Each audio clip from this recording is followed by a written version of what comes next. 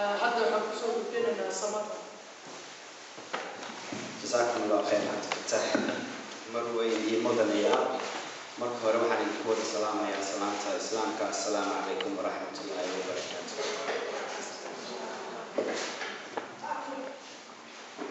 مركب أبوها بيسوي حنوم هالنقي إلهي وصوتك كبير إنه والله حاضر هاي النهار كود شغله. مركب لوامي إذن كأي دمان تندين ولا ما تعلني كسوق الطلقة كسوق الشنشير كأني لوات. كي هرنا إنه قاعد بيشيل الصوت في ديسمبر تقبل سيدي أنا ذي قبل مقامني وحنا نري وحنا مسكرين إن هو كان أمام حالة كنا هاي لحظة بلا رصاص عطا إنه مركز كتل لنا إسكاشن لنا إسعاون لنا إستعجيرين سيدي أنا ما عرفت أهل لهاي سنتر خاص وحصل على المنتور مركب مانتا واحد دورينا بإنا إذين يرد ما عرفت شرحه مهمة هي سببتي نوكلفتي إن أنا ما عرفت لأن يرد حافظة كسبة حافظة هانسلو سنة كي لبقى يطبعا كل إسحيل قاضي إن ما عرفت ضد أوكل مدان أي وحق بتاعن كمان جود لبعتذا إن حيسبتا إذا كمودة شاكينية قفل بوي كابتي قفل بوصام على النكاس وأنا أتكلم ليسين سيدا دولة سعودتين ما عرفت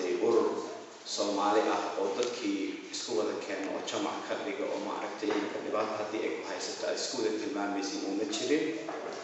aan go'aan gaarnay in aan samaysano urur ma aragtay degmada Hanislo oo dhan dadka degan ma aragtay u noqon doona dadkooda insha Allah taala ururkeenu wuxuu la magac baxay Hanislo Soomaali Community waxaan ugu kalifay in aan ururkaas magaciisa la baxno dadka degan degmada Hanislo iyo dhibaatada dhinaca waxbarashada caafimaadka iyo ciyaaraha markii ugu horeysay ururka sidaas ayaa lagu hirgeliyay sanadkii 2010 aniga iyo dhalinyaro kale ayaa shirar badan ka qayb qaatay oo dhinaca waxbarashada ay soo qaban qaadiyeen Hanislo Council shirkaas natiijooyinkii la soo hordhigay oo ku wada maraad dalacna runtii haddii aan idin wada sheegay dhammaantiin sababtoo ah Soomaalida Yamanta iyo Afghanistanka ayaa waxa la yiri soo dhinaca waxbarashada xagga hoose ayay maaragtay ka wada joogaan dhinac kasta oo ka eegtid ama GCSE ama A-level-ka wax maaragtay baritaanka higaada maths English science key stage 1 ilaa iyo key stage 5 marka la eego og kasta xagga hoose waxa ku qoran Soomaalida Yemen iyo Afghanistan ay Soomaalida ugu hooseysa markasta marka waxaan qabanay inaan la shirno ururadii hore ee jiray degmada Hanislo oo aragtay dadka wax u qaban jiray oo ku leeyahay maxaa iskuulada iyo waalidiinta iyo ardayda ula shaqeynayeen si aqal kor u soo qaaday waxbarashada dhalinyarada inay soo kacayso mustaqbalkeena dambe waxaa la noogu jawaabay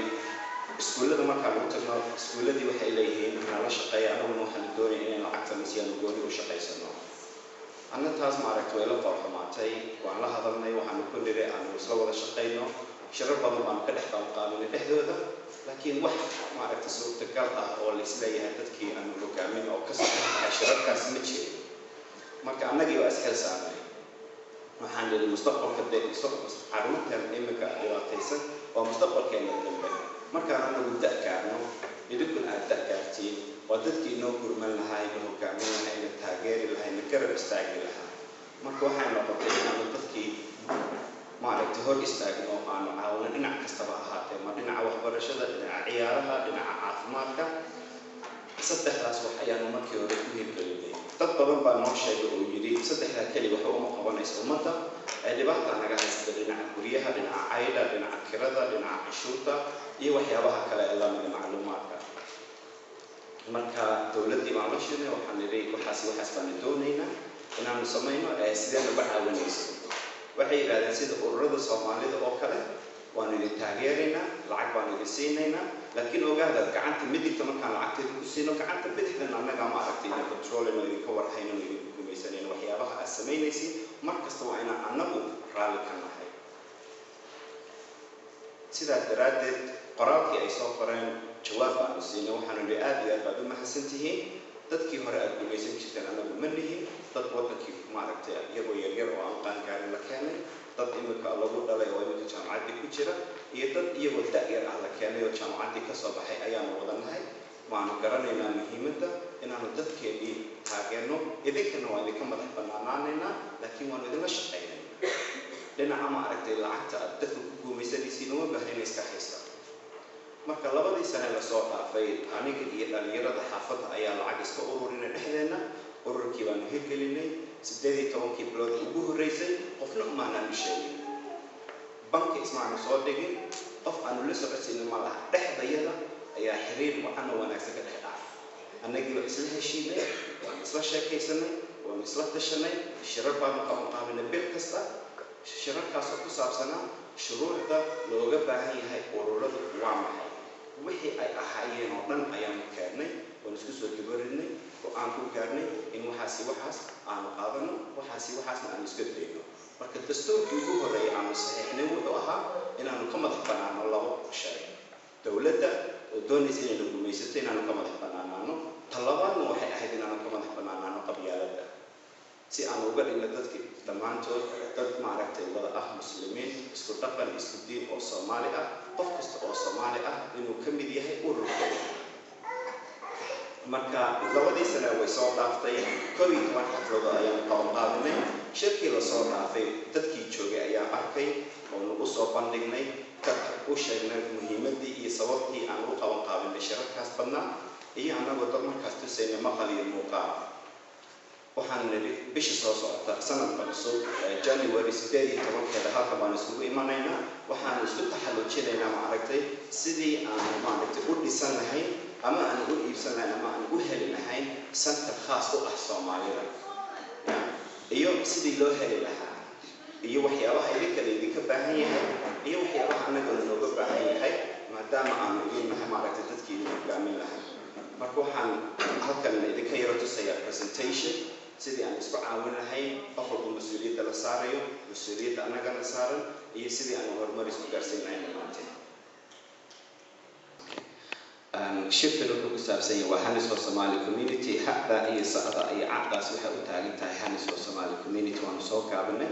waa HSC Development Center Campaign 6 bilood oo campaign ayaanu wadnaa shir soconaya muddo 6 bilood wuxuuna bilaabanayaa bishan aan ku jirno oo ah January ilaa iyo June 2014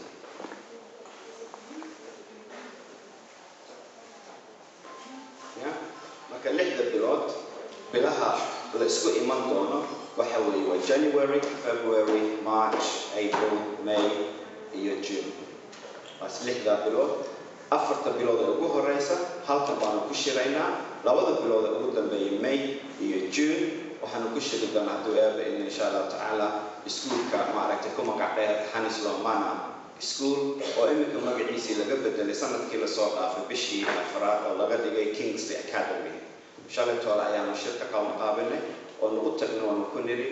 Lambton School markii aan ka codsanay 6 bilood isku xigta noo kireeyay hallkii waxay yiraahdeen bisha May iyo bisha June hallka lama isticmaali karayo maadaama ay ardayda iskuulka dhigata isku diyaarinayaan imtixaankii wanaajiyay GCSE A-levelka marka wuxuu yiri faraaqo maaha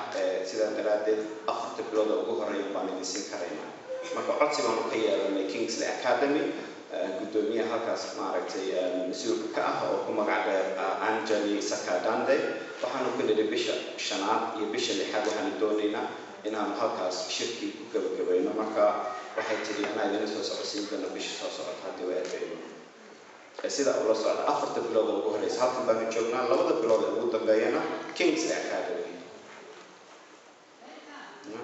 sababta loo qabanqaabiyo shirkan waxa weeye dhibaatada haysata shacabka Soomaaliyeed in xal loo helo simply that's the main reason sababta aan u qabanqaabinay shirkan oo idin dhex qaadayna imika waxa weeye oo keliya dhibaatada haysata Soomaalida inaan xal u helno dhibaatooyinkaas haddii aan idinka sheegay waxyaabaha ka mid ah waxa weeye waa dhinaca guryaha dhinaca waxbarashada dhinaca caafimaadka dhinaca social services dhinaca askarta dhinaca kirada iyo canshuurta guriga iyo dhinaca ciyaaraha dhibaatooyinkaas ina haysata oo qof walba la dabaalanayo oo maaragtay haysan qof caawiya inaan xal u helno aanu noqono maaragtay dad isku duuban oo maaragtay dhibaato markay kugu dhacdo aad taleefanka qabsan karaysid oo leedahay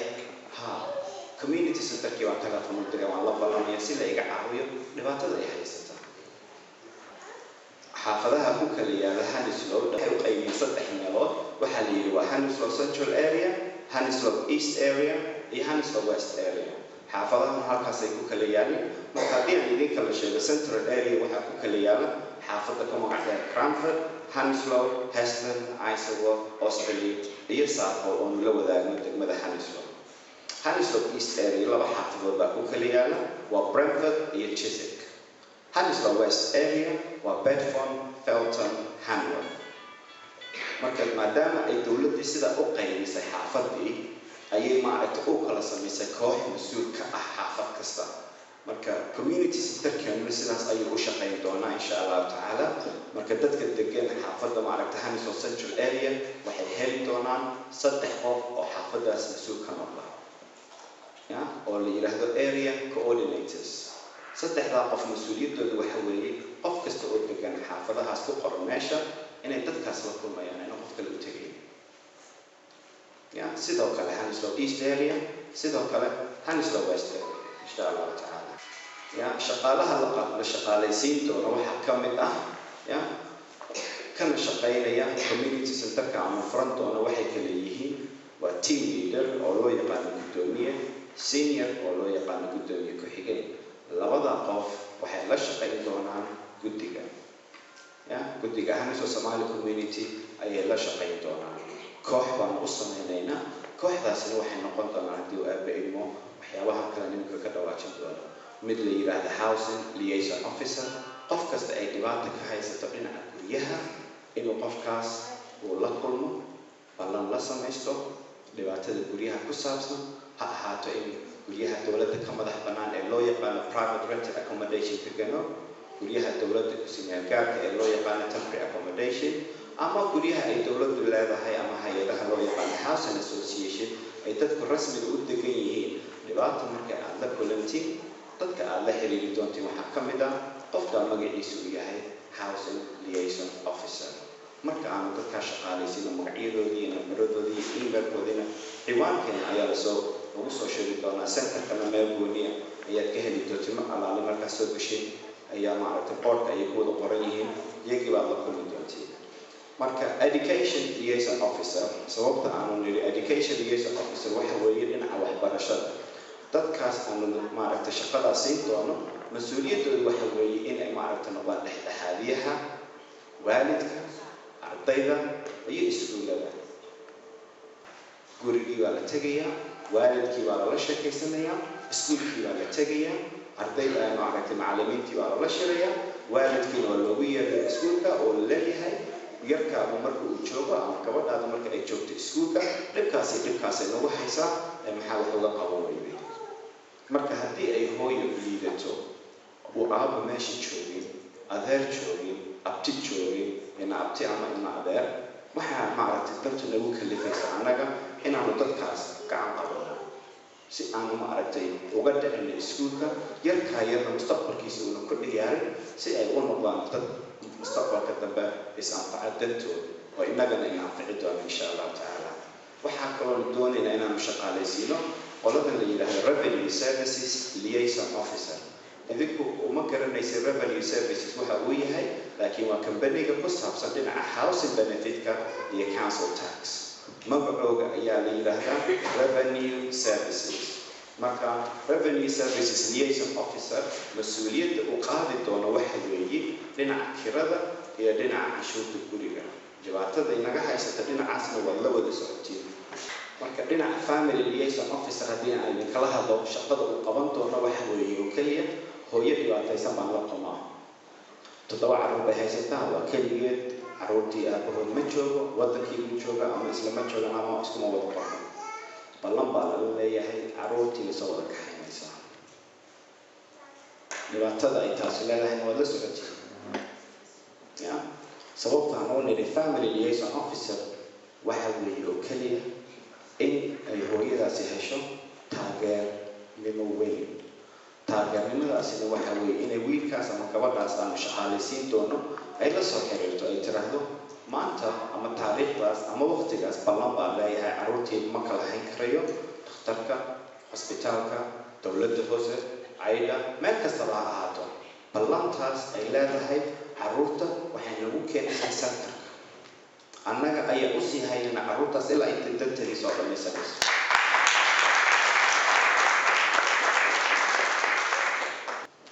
dhinaca haddii aan ka gudbo dhinaca police liaison officer taa idinkama sheekaynayo waad garanaysiin dhallinyaradana dhibaatada iminka ka haysata dhinaca askarta lama taaban karayo xabsiyada ayay ku jiraan qaar dambiila oo iskood dambiga oo kale iyo qaar lama sabilay oo been laga sheegay marka police liaison officer waxaan doonaynaa inaanu dowladda la shaqayno marka laba qof baanu doonaynaa inaan xagga ka shaqaalaysiino wiil iyo gabadh marka gabadh loo haysto gabadhaasi ay gurmato marka wiilasha la haysto wiilashaas weliba isla markaasna waxaan heshiis la yeelanay askarta mar allaale marka la xiro ama la qabto arday Soomaaliyeed ama dhalinyaro Soomaali ah oo da'dooda ay ka yartahay 18 jir xiriiryaha inay la soo xiriiraan oo ka warhaya sababta loo qabtay waxaa lagu haystaa dambiga uu galay isaga mas'uulka ah maxaase loo qaban karayaa iyo sidii loo badbaadin lahaa mar labaad dambigaas uu galay si uu dib mar labaad u gelin marka askartii waxay tiri waa idin la shaqaynaynaa dhibaato badan baa naga haysata dhalinyarada Soomaalida waxaa sidaa daraaddeed baan xagga u soo gelinay in la helo xiriiryaha askarta iyo dadka Soomaalida waxaa kaloo inoogu xiga youth liaison officer dhalinta yaryar imika dowladda maaragtay koox ayaa qaabilsan oo magaceeda la yidhaahdo youth offending services Soomaali badan dhalinyaro badan ayaa maaragtay imika registerkooda ugu jira kuwaas oo ah iskuulka ayaa la isku diriraya iskuulkii oo maaragtay dhibaato la geliyo arday kale loo geynaya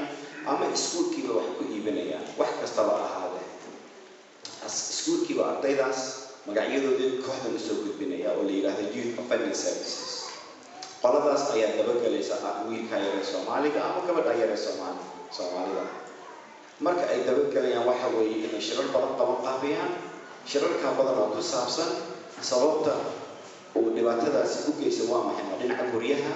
ma dhibaato isagoo maaragtay loo geystayba ma isagaa doorbiday waxyaabahaas ay ka shaqeeyaan iyo inay maaragtay badbaadiyaan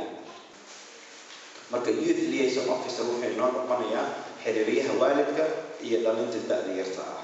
si loo badbaadiyo mustaqbalka dambe haddii ay hamar dambi galeen si ayna mar labaad ayna dambi u galin oo looga hortago sababta ugu wacan waxaa inoogu xiga health and well-being officer taasi waa dhinaca caafimaadka iyo dhinaca dhakhtarka ummadda Soomaalida ah siba gaar ahaan hooyada xaamilada ah uurka leh tiro badan ayay hayaan tirada badan oo ah in maaragtay gabadh ama hooyo uur leh oo aan xiriir la yeelanin midwife oo maaragtay waxyaabaha loo yaqaano ballanta antenatal appointment aan weligeed tegin iyadoo markaas umulaysa dhakhtarka iskeento report hore lagama hayo medical history hore lagama hayo wax laga og yahay hooyadaas haweeneyda ma jirto marka daawooyinka lagu diri doono ama daawooyinka la siin doono inta lama ogin qofkaasi allergic ku yahay in kale because qof laga warhayo ma aha marka waxay yidhaahdeen waxaan doonaynaa inaan qabanqaabino seminar oo la ummaddiina Soomaalida siba gaar ahaan hooyooyinka iyo kuwa yaryar ee ka soo kacaya da'dooda 18 jirka tahay ee doonaya ama damacsan inay guursadaan si looga dhaadhiciyo muhiimadda in dhakhtarka registerka ku jirtid hospitalka ballanta uu ku sameynayo inaad mar walba aad maaragtay tagtid oo xaadir aad tahay si lagu ogaado marka aad umulaysid inaad tahay qof registerka ku jira oo lagula socodsiiyo oo xitaa laga warhayo wiilka yar ama gabadha yar ee aad uurka ku haysa intii uusan dhalanin inuu caafimaad qabayo in kale marka dadka aan doonayn inaanu shaqaalaysiino mustaqbalka dambe oo markaanu santarka helno waa dadkaas intaasoo dhanna waa loo baahan yahay mana haysano marka waa inaanu ka talinaa sidii aan u heli lahayn dadkaasoo dhan oo inoo caawiyo insha Allah tacaala labadan bilood ee ugu horeeya waa January iyo February waxaanu ku qornay halkan to encourage every Somali living in Hansol to become a member of our organization. If you are not a member, sorry, we cannot help you. Simply. Yeah? muhiimaduna waxa way maaragtay qof kasta oo Soomaali ah in maaragtay lagu dhiirigeliyo lagu wacdigeliyo inuu ka mid noqdo ururkeena aanu noqono ummad isku duuban qof aan member ka ahayn ururkeena ma caawinayno sababta aan u caawinayno qofkaas waxa way qofkii lacagta la baxay iyo qofkii lacagta bixiyay in la isbarbar dhigo ma aha laakiin ha u malaynayno inaan dadka diidanahay marka ugu horeysa oo qofku noo yimaado oo yiraahdo dhibaatada ay haysata waxaan doonayaa laga caawiyo dhinaca waxbarashada caafimaadka ciyaaraha guryaha iyo wixii la mid ah marka ugu horeysa qofkaas ma diidano qof Soomaali oo dhibaataysan waan qaabilaynaa dhibkaasi waxa haysta oo dhan waan u xalinaynaa annagoo la talinayna markaas mustaqbalka dambe ama marka labaad aan lagu soo noqonaysid kusoo talagal inaad ka noqotid member of the organization haddii kale kuma caawinayna digniinta hore baa wataas foomamkan waan u dhiibaynaa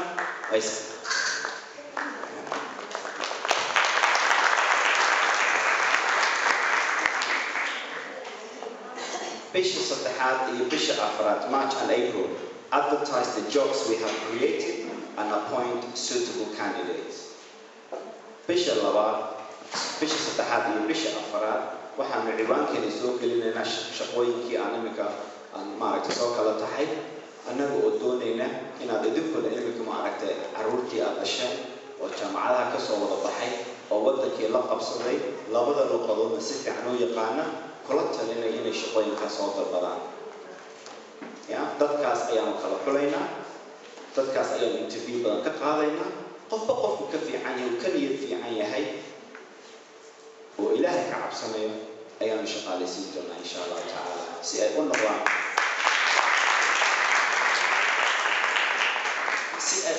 dadkii santarka inoo joogay oo dhibaatada idin haysata idinla maaragtay idinla xalinaya waxayna idin noqon doonaa case worker qof kasta oo Soomaali ah santarku wuxuu ku yeelan doonaa file-kaas oo ah bishii aan noo timid wixii lagu qabtay wixii lagu la taliyay wixii lagu leeyahay wixii dhan oo wada qoran qof kasta oo ka shaqeeya santarka maalin hadda timaadid file-kaaga la soo qabto oo qofkaasi ogaan karayo wixii lagu qabtay iyo sababta meesha uu timid maanta oo laga warayo May and June maxaan qaban doonaa bisha shanaad iyo bisha lixaad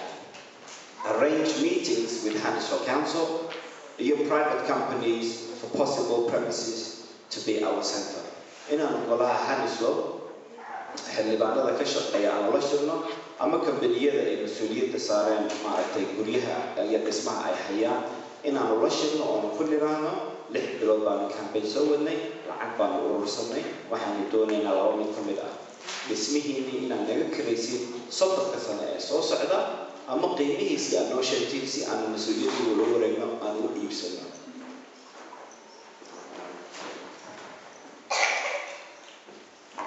membership cost yeah members responsibility mas'uuliyadda waa maxay qof kasta saara each member of the organization will pay £150 a family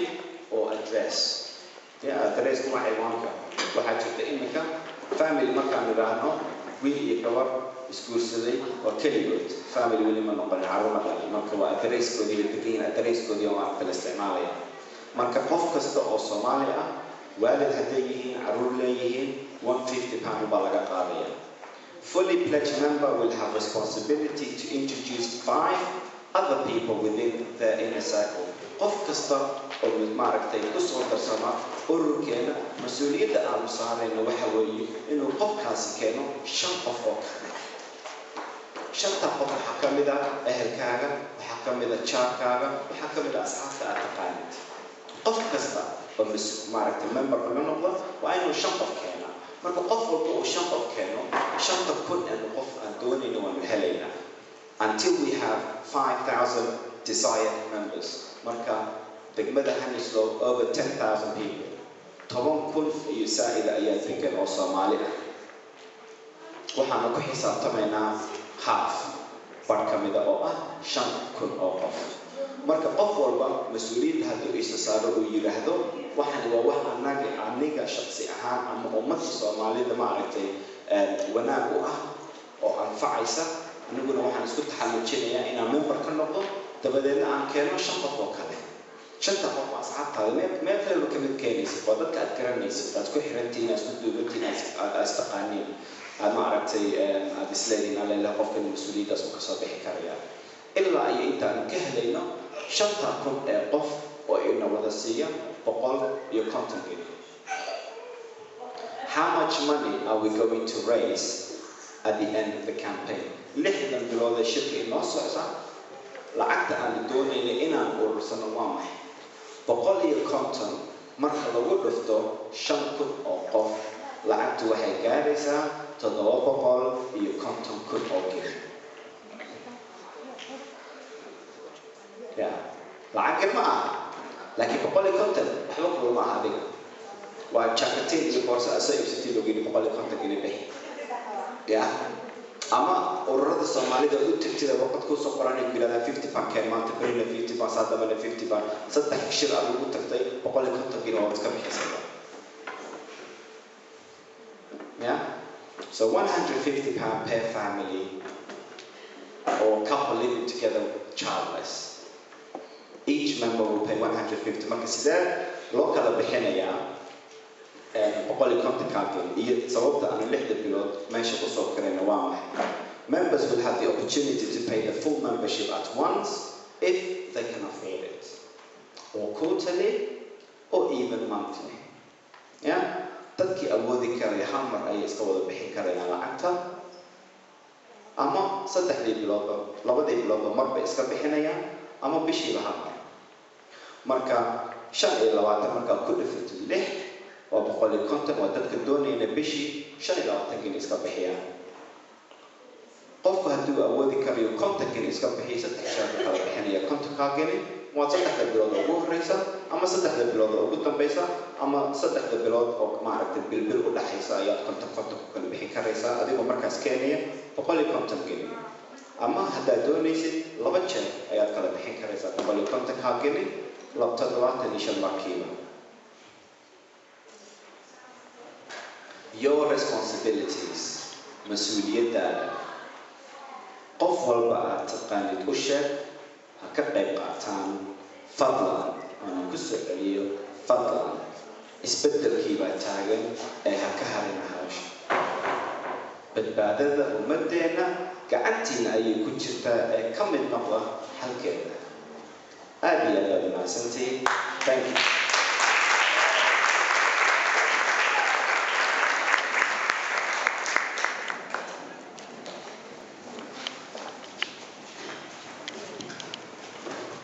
جزاك الله خيرا سلطان حرواك مرة والله سبعي سلطان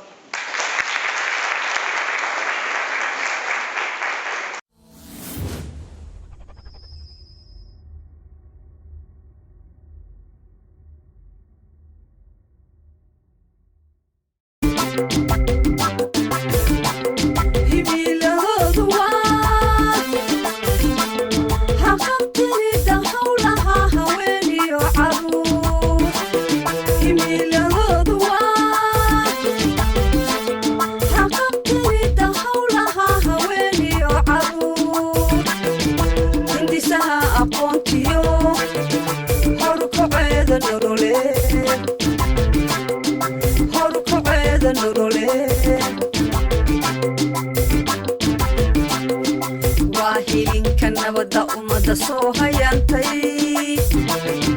waahilinka nabada umada soo hayantay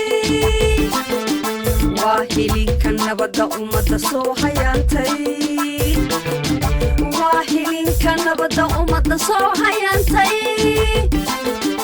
harsanay samanta bulshooyinka hanislow Somali community harsanay samanta bulshooyinka hanislow Somali community